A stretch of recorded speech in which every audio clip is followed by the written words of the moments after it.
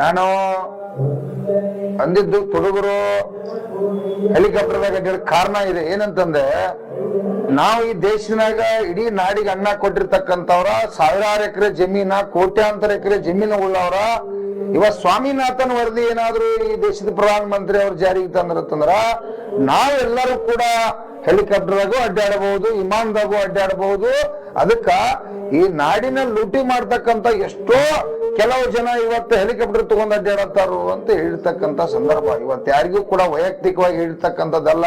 ನಾವು ಶ್ರಮ ಪಡ್ತಕ್ಕಂಥ ವ್ಯಕ್ತಿಗಳು ಇವತ್ತ ನಾಡನ್ನು ಕಾಪಾಡ್ತಕ್ಕಂಥವ್ರ, ನಾಡಿಗೆ ಅನ್ನ ಹಾಕ್ತಕ್ಕಂಥವ್ರು ಇವತ್ತು ಆತ್ಮಹತ್ಯೆ ಮಾಡ್ಕೋತಾರು. ರೈತ ಕೂಡ ಹೆಲಿಕಾಪ್ಟರ್ದಾಗೂ ಅಡ್ಡಾಡ್ಬೇಕು, ವಿಮಾನದಾಗೂ ಅಡ್ಡಾಡ್ಬೇಕು, ಅವು ಕೂಡ ಆರ್ಥಿಕವಾಗಿ ಸಮಾಜದಾಗ ಬದುಕ್ಬೇಕು ಅನ್ನುವಂತ ಸಂದೇಶ ಕೊಟ್ಟಿದ್ವಿ. ಯಾರಿಗೂ ಕೂಡ ವೈಯಕ್ತಿಕವಾಗಿ ಮಾತಾಡಿರ್ತಕ್ಕಂಥದ್ದಲ್ಲ. ಇದು ವೈಯಕ್ತಿಕ ಮಾತಾಡುವಂತ ಅವಶ್ಯಕತೆನೂ ಇಲ್ಲ. ಯಾಕಂದ್ರೆ ಅಂದಾನಿ, ಅದಾನಿ, ವಿಜಯ್ ಮಲ್ಯ ಇವರೆಲ್ಲ ಏನ ನಮ್ಮನ್ನ ಉದ್ಧಾರ ಮಾಡೋರಲ್ಲ. ಅವ್ರ ಉದ್ಧಾರಕ್ಕಾಗಿ 10 ಲಕ್ಷ ಕೋಟಿ, 5,000 ಕೋಟಿ ರೂಪಾಯಿ ಖರ್ಚು ಮಾಡ್ತಾರ.